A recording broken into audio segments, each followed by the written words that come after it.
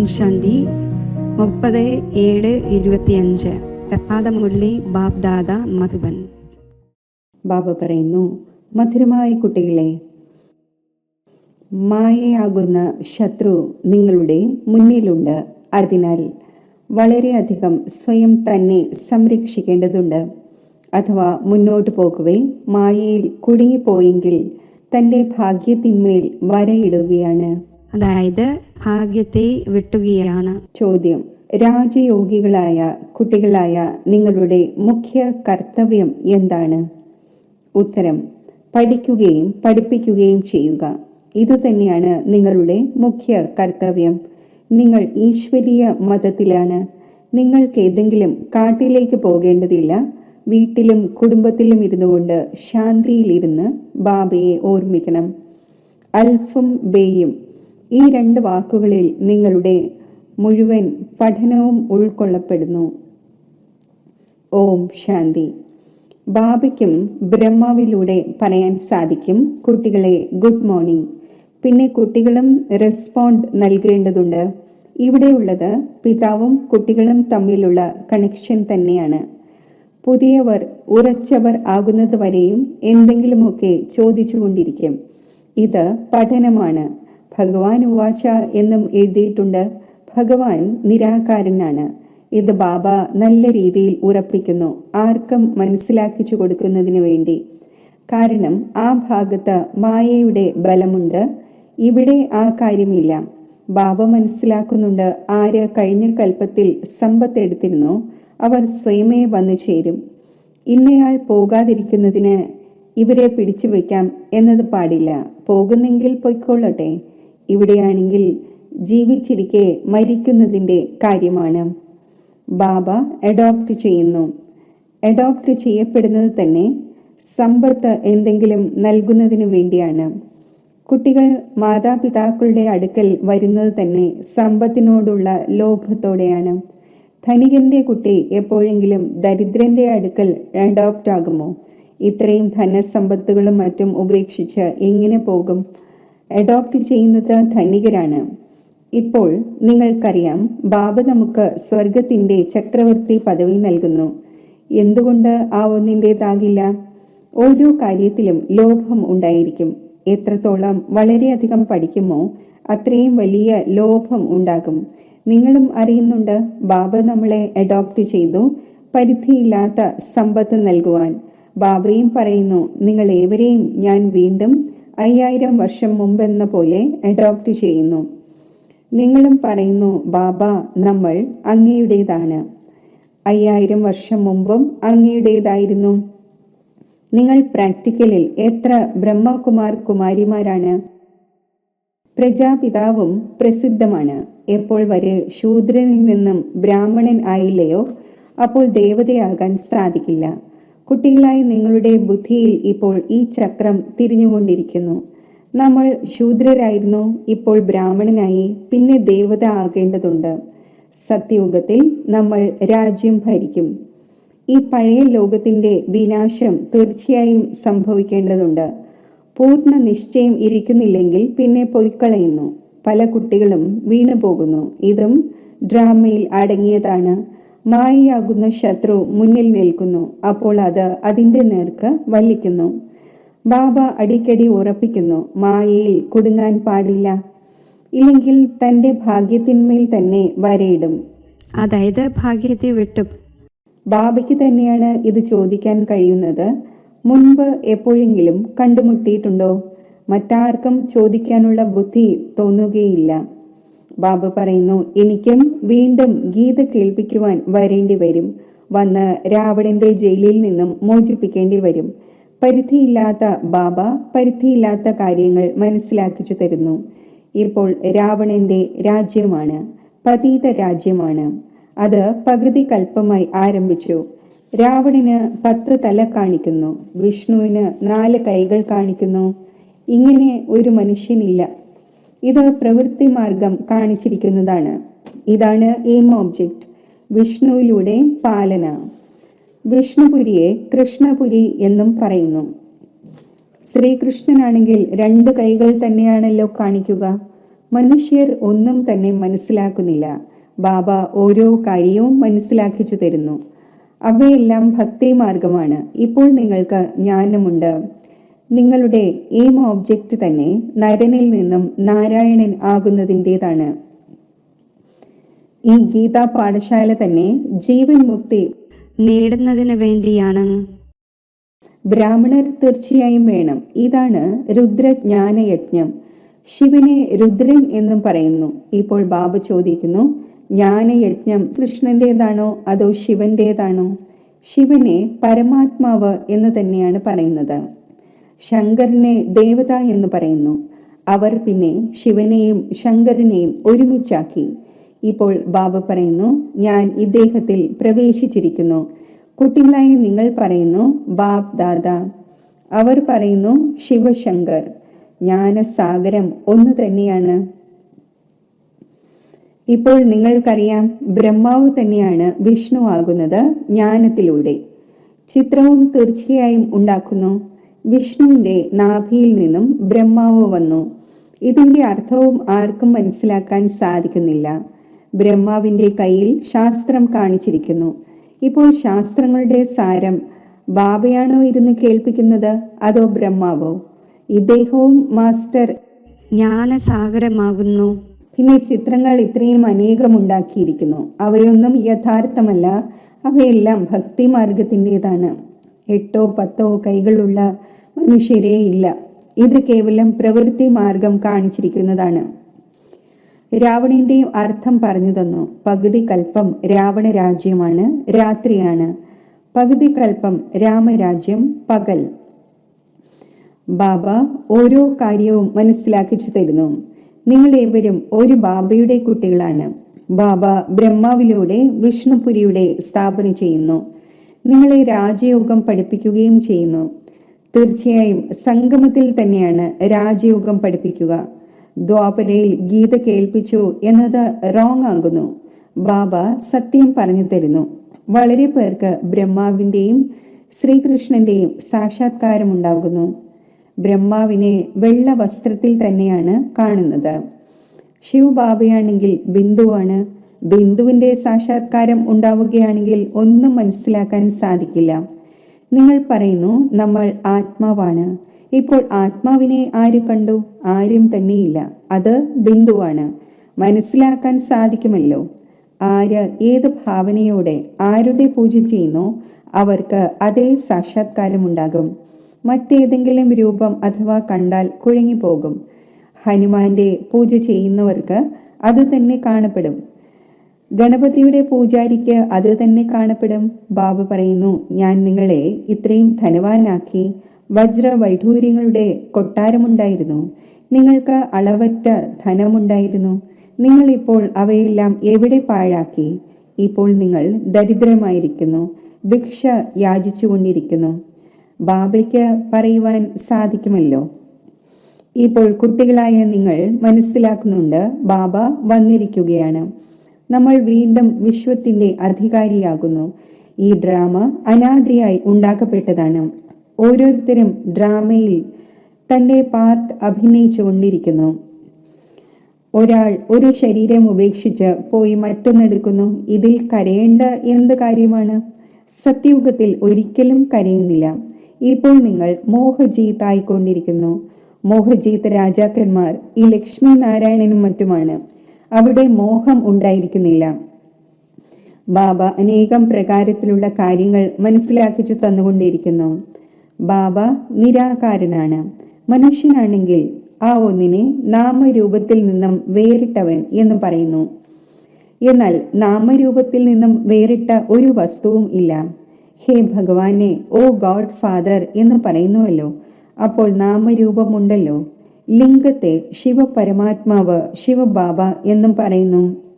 ബാബ തീർച്ചയായും ഉണ്ടല്ലോ. ബാബയ്ക്ക് തീർച്ചയായും കുട്ടികളും ഉണ്ടാകും. നിരാകാരനെ നിരാകാരമായ ആത്മാവ് തന്നെയാണ് ബാബ എന്ന് പറയുന്നത്. ക്ഷേത്രത്തിൽ പോവുകയാണെങ്കിൽ ആ ഒന്നിനെ ശിവബാബ എന്ന് പറയും. പിന്നെ വീട്ടിൽ വന്ന പിതാവിനെയും ബാബ എന്ന് പറയുന്നു. അർത്ഥം മനസ്സിലാക്കുന്നില്ല. നമ്മൾ ആ ഒന്നിനെ ശിവബാബ എന്ന് എന്തുകൊണ്ട് പറയുന്നു? ബാബ വലുതിലും വലിയ പഠനം 2 വാക്കുകളിൽ പഠിപ്പിക്കുന്നു, അൽഫും ബേയും. അൽഫിനെ ഓർമ്മിക്കൂ, അപ്പോൾ ബേ അഥവാ ചക്രവർത്തി പദം നിങ്ങളുടേതാണ്. ഇത് വളരെ വലിയ പരീക്ഷയാണ്.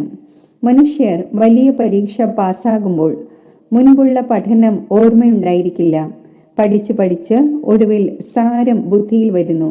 ഇതും ഇങ്ങനെയാണ്, നിങ്ങൾ പഠിച്ചു വന്നു. അന്തിമത്തിൽ പിന്നെ ബാബ പറയുന്നു മന്മനാഭവ. അപ്പോൾ ദേഹത്തിന്റെ അഭിമാനം ഇല്ലാതാകും. ഈ മന്മനാഭവയുടെ ശീലമുണ്ടാകും. അപ്പോൾ അവസാനവും ബാബയുടെയും സമ്പത്തിന്റെയും ഓർമ്മ നിലനിൽക്കും. മുഖ്യമായത് തന്നെ ഇതാണ്. എത്ര സഹജമാണ്. ആ പഠനത്തിലും ഇപ്പോൾ അറിയില്ല എന്തെല്ലാമാണ് പഠിക്കുന്നത് എന്ന്. രാജാവ് എങ്ങനെയാണോ അതേപോലെ അദ്ദേഹം തന്റെ രീതികൾ നടത്തിക്കുന്നു. മുൻപ് മൺ, സേർ, പാവ് തുടങ്ങിയ തൂക്കങ്ങളുടെ കണക്കാണ് ഉണ്ടായിരുന്നത്. ഇപ്പോഴാണെങ്കിൽ കിലോ തുടങ്ങി എന്തെല്ലാം ഇറങ്ങിയിരിക്കുന്നു. എത്ര പ്രത്യേകം പ്രാന്ത പ്രദേശങ്ങളായി. ഡൽഹിയിൽ 1 രൂപയ്ക്ക് സേർ, അതായത് 930 ഗ്രാം കിട്ടുന്ന വസ്തു ബോംബെയിൽ 2 രൂപയ്ക്കായിരിക്കും കിട്ടുന്നത്. കാരണം പ്രാന്ത പ്രദേശം വ്യത്യസ്തമാണ്. ഓരോരുത്തരും മനസ്സിലാക്കുന്നുണ്ട്, നമ്മൾ നമ്മുടെ പ്രദേശത്തെ പട്ടിണി കിടക്കാൻ അനുവദിക്കില്ല. എത്ര വഴക്കും മറ്റും നടക്കുന്നു, എത്ര ആശയക്കുഴപ്പങ്ങളാണ്. ഭാരതം എത്ര സോൾവെന്റ് ആയിരുന്നു, പിന്നെ 84ന്റെ ചക്രം കറങ്ങി ഇൻസോൾവെന്റ് ആയിരിക്കുന്നു. വജ്രതുല്യ അമൂല്യ ജന്മം കവടിക്ക് പകരം നഷ്ടപ്പെടുത്തി എന്ന് പറയുന്നു. ബാബ പറയുന്നു, നിങ്ങൾ കവടിക്ക് പിന്നാലെ എന്തിനു മരിക്കുന്നു? ഇപ്പോൾ ബാബയിൽ നിന്നും സമ്പത്തെടുക്കൂ, പാവനമാകൂ. ഹേ പതീത പാവന വരൂ, പാവനമാക്കൂ എന്ന് വിളിക്കുകയും ചെയ്യുന്നു. അപ്പോൾ ഇതിലൂടെ തെളിയുന്നത് പാവനമായിരുന്നു, ഇപ്പോൾ അല്ല എന്നാണ്. ഇപ്പോൾ കലിയുഗം തന്നെയാണ്. ബാബ പറയുന്നു, ഞാൻ പാവന ലോകം ഉണ്ടാക്കും. അപ്പോൾ പതീത ലോകത്തിന്റെ വിനാശം തീർച്ചയായും ഉണ്ടാകും. ഇതിനു വേണ്ടി തന്നെയാണ് ഈ മഹാഭാരത യുദ്ധമുള്ളത്. അത് ഈ രുദ്രജ്ഞാന യജ്ഞത്തിലൂടെ പ്രജ്വലിതമായി. ഡ്രാമയിൽ ഈ വിനാശം ഉണ്ടാകുന്നതും അടങ്ങിയിട്ടുണ്ട്. ആദ്യം ബാബയ്ക്ക് സാക്ഷാത്കാരമുണ്ടായി. ഇത്രയും വലിയ രാജപദം ലഭിക്കുന്നു എന്ന് കണ്ടു. അപ്പോൾ വളരെയധികം സന്തോഷമുണ്ടാകാൻ തുടങ്ങി. പിന്നെ വിനാശത്തിന്റെ സാക്ഷാത്കാരവും നൽകി. മന്മനാഭവ മധ്യാജി ഭവ. ഇത് ഗീതയിലെ വാക്കുകളാണ്. ഗീതയിലെ ചില വാക്ക് ശരിയാണ്. ബാബയും പറയുന്നു, നിങ്ങളെ ഈ ജ്ഞാനം കേൾപ്പിക്കുന്നു. ഇത് പിന്നെ പ്രായേണ ലോപിച്ചു പോകുന്നു. ലക്ഷ്മി നാരായണന്റെ രാജ്യം ഉണ്ടായിരുന്നപ്പോൾ മറ്റൊരു ധർമ്മവും ഉണ്ടായിരുന്നില്ല എന്നത് ആർക്കും അറിയില്ല. ആ സമയത്തെ ജനസംഖ്യ എത്ര കുറവായിരിക്കും, ഇപ്പോൾ എത്രയാണുള്ളത്? അപ്പോൾ ഈ ചേഞ്ച് ഉണ്ടാകേണ്ടതാണ്. തീർച്ചയായും വിനാശവും ആവശ്യമാണ്. മഹാഭാരത യുദ്ധവുമുണ്ട്. തീർച്ചയായും ഭഗവാനും ഉണ്ടാകും. ശിവജയന്തി ആഘോഷിക്കുന്നു. അപ്പോൾ ശിവ് ബാബ എന്താണ് വന്നു ചെയ്യുന്നത് അതും അറിയുന്നില്ല. ഇപ്പോൾ ബാബ മനസ്സിലാക്കിച്ചു തരുന്നു. ഗീതയിലൂടെ ശ്രീകൃഷ്ണന്റെ ആത്മാവിന് രാജപദം ലഭിച്ചു. മാതാപിതാവ് എന്ന് ഗീതയെ പറയും. അതിലൂടെ നിങ്ങൾ പിന്നെ ദേവതയാകുന്നു. ശ്രീകൃഷ്ണൻ ഗീതാജ്ഞാനത്തിലൂടെ രാജയോഗം പഠിച്ച് ഇതായി. അവർ പിന്നെ ശിവ് ബാബയ്ക്ക് പകരം ശ്രീകൃഷ്ണന്റെ നാമം ചേർത്തു. അപ്പോൾ ബാബ മനസ്സിലാക്കിച്ചു തരുന്നു, ഇത് തന്റെ ഉള്ളിൽ ഉറപ്പിച്ച് നിശ്ചയം വരുത്തൂ. ആരെങ്കിലും തലകീഴായ കാര്യം കേൾപ്പിച്ച് നിങ്ങളെ വീഴ്ത്തരുത്. വളരെയധികം കാര്യങ്ങൾ ചോദിക്കുന്നു. വികാരമില്ലാതെ സൃഷ്ടി എങ്ങനെ നടക്കും? ഇതെങ്ങനെ ഉണ്ടാകും? നിങ്ങൾ സ്വയം പറയുന്നുണ്ട് അത് വൈസ്ലെസ് ലോകമായിരുന്നു, സമ്പൂർണ്ണ നിർവികാരി എന്ന് പറയുന്നല്ലോ. പിന്നെ വികാരത്തിന്റെ കാര്യം എങ്ങനെയാണ് ഉണ്ടായിരിക്കുക? ഇപ്പോൾ നിങ്ങൾക്കറിയാം, പരിധിയില്ലാത്ത ബാബയിൽ നിന്നും പരിധിയില്ലാത്ത ചക്രവർത്തി പദം ലഭിക്കുന്നു. അപ്പോൾ ഇങ്ങനെയുള്ള ബാബയെ എന്തുകൊണ്ട് ഓർമ്മിക്കുകയില്ല? ഇത് പതീത ലോകം തന്നെയാണ്. കുംഭമേളയിൽ എത്ര ലക്ഷങ്ങൾ പോകുന്നു. ഇപ്പോൾ പറയുന്നു അവിടെ ഒരു നദി ഗുപ്തമാണ്. ഇപ്പോൾ നദി ഗുപ്തമാവുക സാധ്യമാണോ? ഇവിടെയും ഗോമുഖം ഉണ്ടാക്കിയിരിക്കുന്നു. പറയുന്നു ഗംഗ ഇവിടെ വരുന്നുവെന്ന്. ഗംഗ അതിൻ്റെ വഴി സ്വീകരിച്ച് സമുദ്രത്തിലേക്ക് പോകുമോ? ഇവിടെ നിങ്ങളുടെ അടുക്കൽ പർവ്വതത്തിൽ വരുമോ? ഭക്തിമാർഗത്തിൽ എത്ര തിക്കും തിരക്കുമാണ്. ജ്ഞാനം, ഭക്തി, പിന്നെയാണ് വൈരാഗ്യം. ഒന്നാണ് പരിധിയുള്ള വൈരാഗ്യം, രണ്ടാമത്തേതാണ് പരിധിയില്ലാത്തത്. സന്യാസിമാർ വീടും കുടുംബവും ഉപേക്ഷിച്ച് കാട്ടിൽ വസിക്കുന്നു. ഇവിടെ ആ കാര്യമില്ല. നിങ്ങൾ ബുദ്ധി കൊണ്ട് മുഴുവൻ പഴയ ലോകത്തിന്റെ സന്യാസം ചെയ്യുന്നു. രാജയോഗിയായ കുട്ടികളായ നിങ്ങളുടെ മുഖ്യ കർത്തവ്യമാണ് പഠിക്കുകയും പഠിപ്പിക്കുകയും ചെയ്യുക. ഇപ്പോൾ രാജയോഗം ഏതെങ്കിലും കാട്ടിലല്ല പഠിപ്പിക്കപ്പെടുന്നത്. ഇത് സ്കൂളാണ്. ബ്രാഞ്ചസ് ഉണ്ടായിക്കൊണ്ടിരിക്കുന്നു. കുട്ടികളായി നിങ്ങൾ രാജയോഗം പഠിച്ചുകൊണ്ടിരിക്കുന്നു. ശിവബാബയിൽ നിന്നും പഠിച്ച ബ്രാഹ്മണികൾ പഠിപ്പിക്കുന്നു.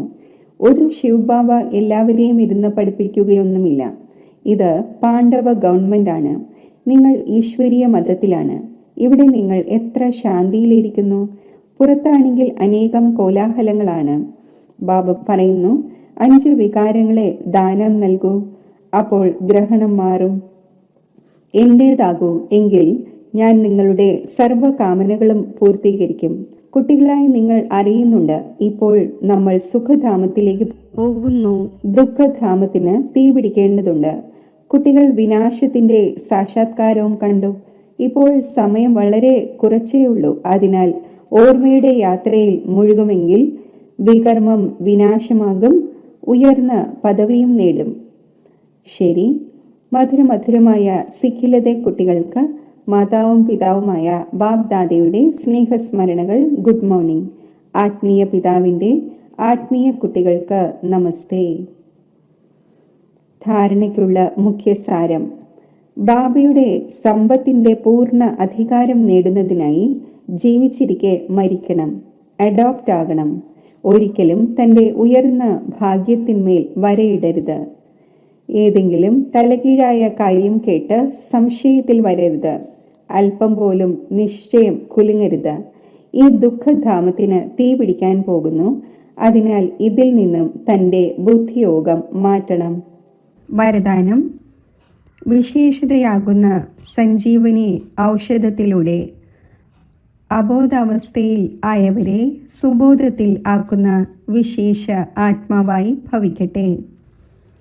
ഓരോ ആത്മാവിനെയും ശ്രേഷ്ഠ സ്മൃതിയുടെ വിശേഷതകളുടെ സ്മൃതിയാകുന്ന സഞ്ജീവനി ഔഷധം കഴിപ്പിക്കൂ.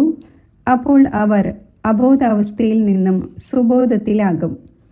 വിശേഷതകളുടെ സ്വരൂപത്തിൻ്റെ ദർപ്പണം അവരുടെ മുന്നിൽ വയ്ക്കൂ. മറ്റുള്ളവർക്ക് സ്മൃതി നൽകുന്നതിലൂടെ താങ്കൾ വിശേഷ ആത്മാവായി മാറുക തന്നെ ചെയ്യും. അഥവാ താങ്കൾ ആരുടെയെങ്കിലും ദൗർബല്യം കേൾപ്പിക്കുകയാണെങ്കിൽ അവർ മറയ്ക്കുകയും ഒഴിവാക്കുകയും ചെയ്യും. താങ്കൾ വിശേഷത കേൾപ്പിക്കൂ. അപ്പോൾ സ്വയം തൻ്റെ ദൗർബല്യം സ്പഷ്ടമായി അനുഭവപ്പെടും. ഈ സഞ്ജീവനി ഔഷധത്തിലൂടെ അബോധാവസ്ഥയിൽ ഉള്ളവരെ സുബോധത്തിലാക്കി പറന്നുകൊണ്ടിരിക്കൂ, പറപ്പിച്ചുകൊണ്ടിരിക്കൂ. സ്ലോഗൻ: പേര്, മാന്യത, പെരുമ, സാധനങ്ങൾ എന്നിവ സങ്കല്പത്തിൽ നിന്ന് പോലും ത്യാഗം ചെയ്യുന്നത് തന്നെയാണ് മഹാൻ ത്യാഗം. അവ്യക്ത സൂചന: സങ്കല്പങ്ങളുടെ ശക്തി ശേഖരിച്ച് ശ്രേഷ്ഠ സേവനത്തിന് നിമിത്തമാകൂ. നിമിത്തമായിരിക്കുന്ന കുട്ടികൾ വിശേഷിച്ച് തൻ്റെ ഓരോ സങ്കല്പത്തിൻ്റെ മേൽ അറ്റൻഷൻ നൽകേണ്ടത് ആവശ്യമാണ്.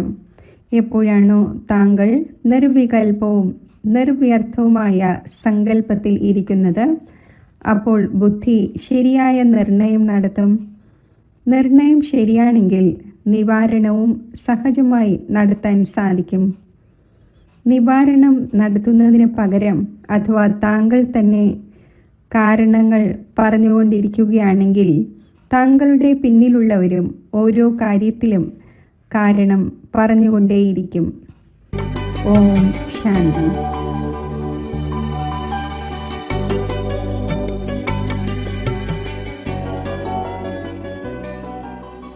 ഞാൻ ആത്മാവ് ഒരു തിളങ്ങുന്ന നക്ഷത്രമായി ഭൃഗുടിയാകുന്ന സിംഹാസനത്തിൽ സ്ഥിതി ചെയ്യുന്നു.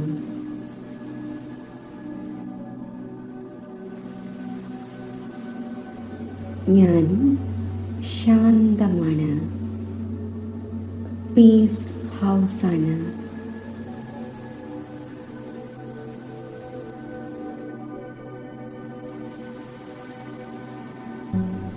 ശാന്തിയുടെ സ്വരൂപമാണ്.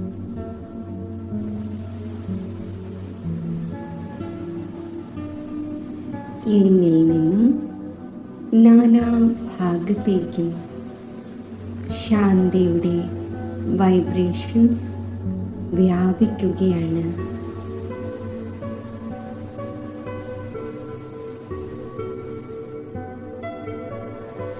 പരമധാമത്തിൽ ശാന്തിയുടെ സാഗരമായ പരമജ്യോതിസായ ശിവബാബയിൽ നിന്നും ശാന്തിയുടെ അനന്ത കിരണങ്ങൾ നാനാഭാഗത്തും വ്യാപിച്ചുകൊണ്ടിരിക്കുന്നു.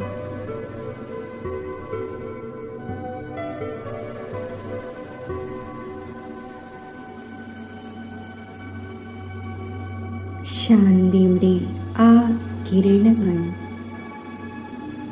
ഇപ്പോൾ താഴേക്ക് വരികയാണ്. എന്നിൽ ഉൾക്കൊള്ളപ്പെടുകയാണ്.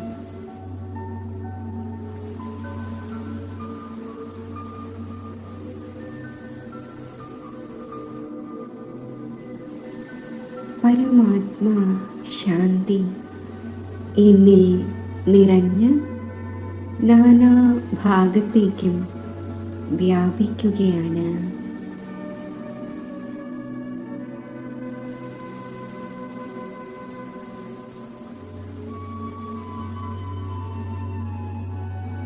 മുഴുവൻ വിശ്വത്തിലും ശാന്തിയുടെ ഈ തരംഗങ്ങൾ എത്തിച്ചേരുകയാണ്.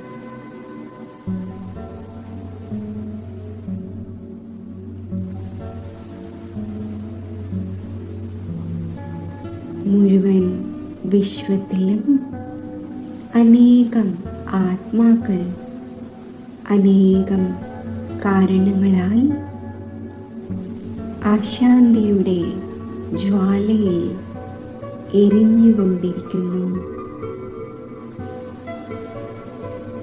പരമാത്മാ ശാന്തിയുടെ ഈ തരംഗങ്ങൾ ശീതളമായ വൈബ്രേഷൻസ് നാല് ഭാഗത്തും വ്യാപിച്ച് ആ ആത്മാക്കളുടെ ചിത്തത്തിലെ അശാന്തിയുടെ അഗ്നിയെ അണയ്ക്കുന്നു.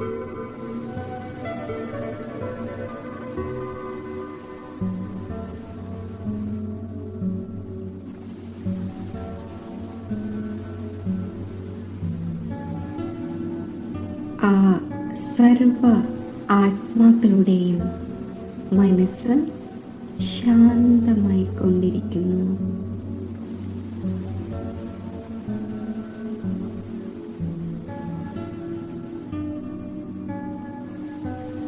പരമാത്മാ ശാന്തി എന്നിൽ നിറഞ്ഞ് നാല് ഭാഗത്തും വ്യാപിച്ചുകൊണ്ടിരിക്കുന്നു.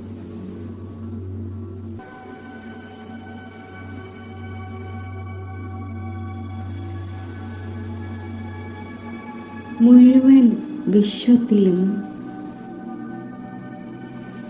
Deep silence രചിക്കപ്പെടുന്നു.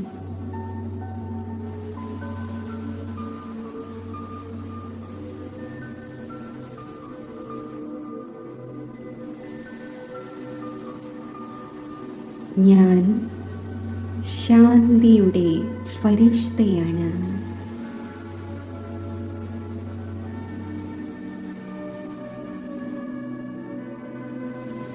സൂക്ഷ്മലോകത്തിലേക്ക് ഞാൻ എത്തിച്ചേരുന്നു.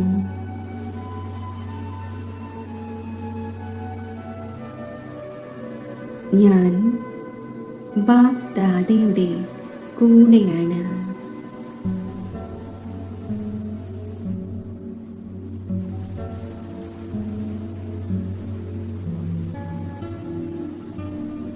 ബാബയുടെ മസ്തകത്തിൽ നിന്നും ശാന്തിയുടെ അനന്ത കിരണങ്ങൾ താഴെ ലോകത്തിൽ വ്യാപിക്കുന്നു.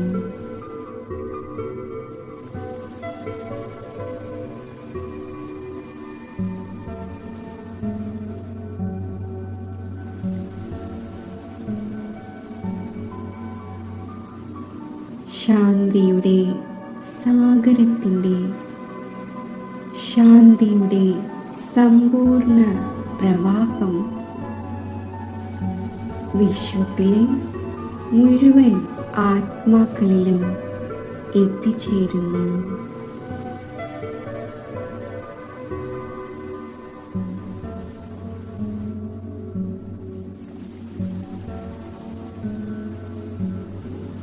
ഞാനും ബാബയുടെ കൂടെ പീസ് ഹൗസായി സ്ഥിതി ചെയ്യുന്നു.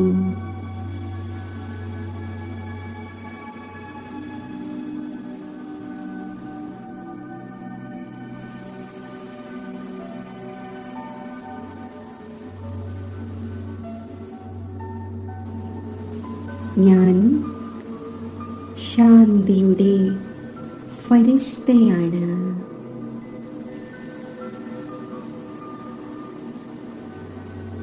എൻ്റെ മസ്തകത്തിൽ നിന്നും എൻ്റെ നയനങ്ങളിൽ നിന്നും ശാന്തിയുടെ കിരണങ്ങൾ മുഴുവൻ ലോകത്തിലും വ്യാപിക്കുകയാണ്.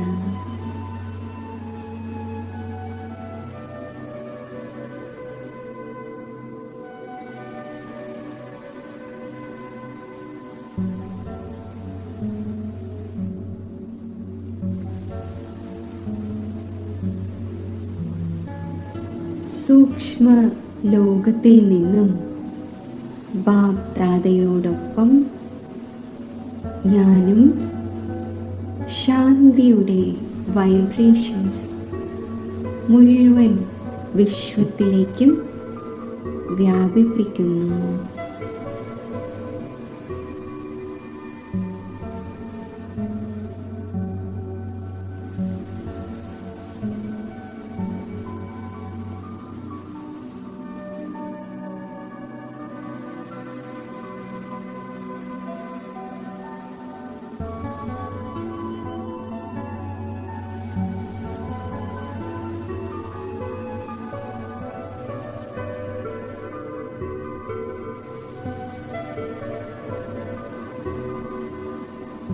ലോകത്തിലെ അനേകം ആത്മാക്കൾ ശാന്തിയുടെ അനുഭവം നേടി ശാന്തിയുടെ സാഗരമായ ബാബയിലേക്ക് ആകർഷിതരാകുന്നു.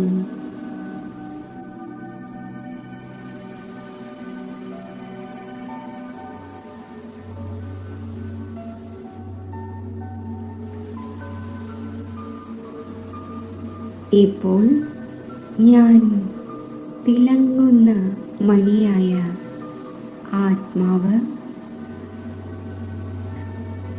സൂക്ഷ്മ ദേഹത്തിൽ നിന്നും വേർപെട്ട് ശാന്തിധാമം ആകുന്ന എൻ്റെ ആത്മഗ്രഹത്തിലേക്ക് സഞ്ചരിക്കുന്നു.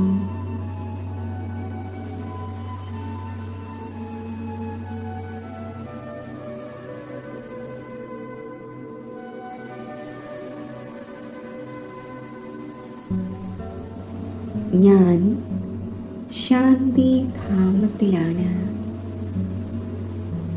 ഇവിടെ 4 ഭാഗത്തും അസീമമായ ശാന്തിയാണ്.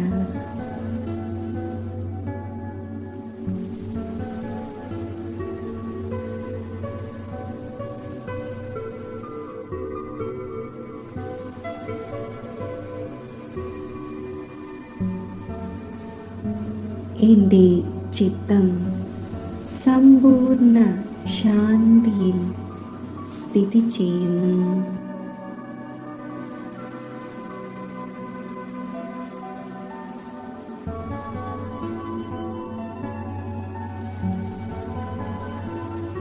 എൻ്റെ മുന്നിൽ ശാന്തിയുടെ സാഗരത്തെ ഞാൻ ദർശിക്കുന്നു.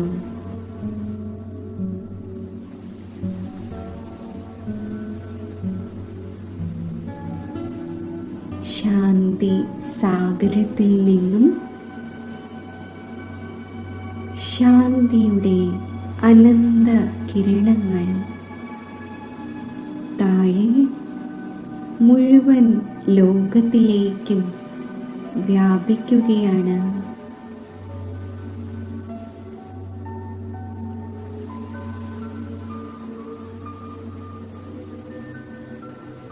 ഞാൻ ആത്മാവ് മാസ്റ്റർ ശാന്തി സാഗരമാണ്.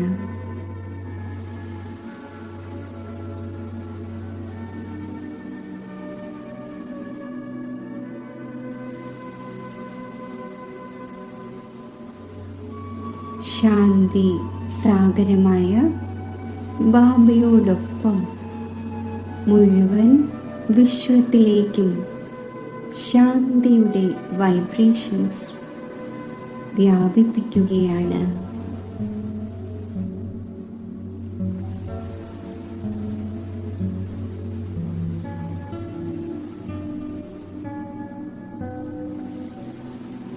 ശാന്തിയുടെ ഈ വൈബ്രേഷൻസ് സർവ ആത്മാക്കളെയും ശാന്തമാക്കിക്കൊണ്ടിരിക്കുന്നു.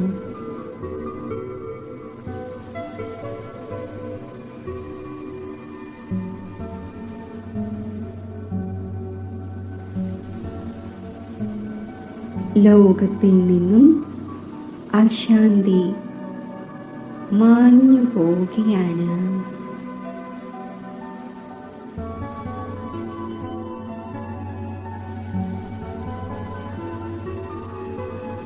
ശാന്തിയുടെ തരംഗങ്ങൾ പ്രാപ്തമാക്കി എല്ലാ ആത്മാക്കളുടെയും ചിത്തം ശാന്തമാകുന്നു.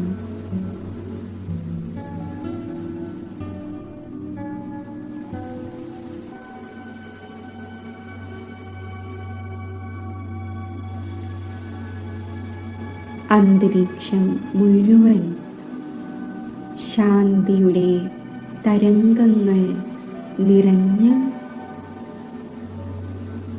സമ്പൂർണ്ണ ശാന്തമാകുന്നു.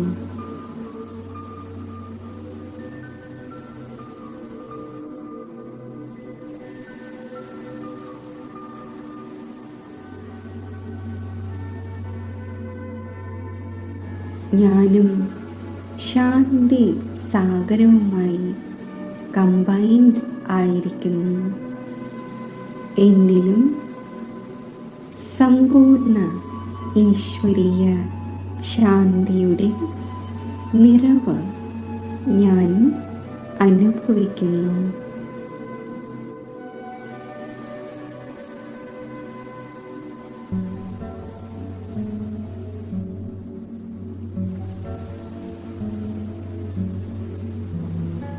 പരമാത്മാ ശാന്തിയാൽ നിറഞ്ഞിരിക്കുന്ന ഞാൻ ആത്മാവ് താഴേക്ക് വരുന്നു. സൂക്ഷ്മ ലോകത്തിലേക്ക് എൻ്റെ സൂക്ഷ്മ ശരീരത്തിൽ ഞാൻ പ്രവേശിക്കുന്നു.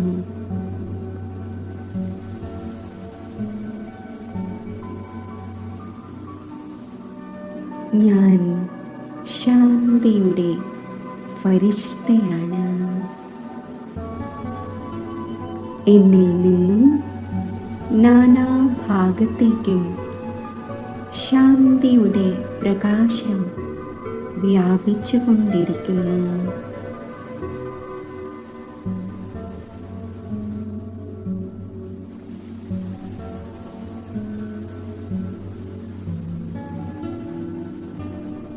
ശാന്തിയുടെ ഫരിഷ്തയായ ഞാൻ ശാന്തിയുടെ പ്രകാശം നാനാഭാഗത്തും വ്യാപിപ്പിച്ചുകൊണ്ട് താഴേക്ക് വരുന്നു.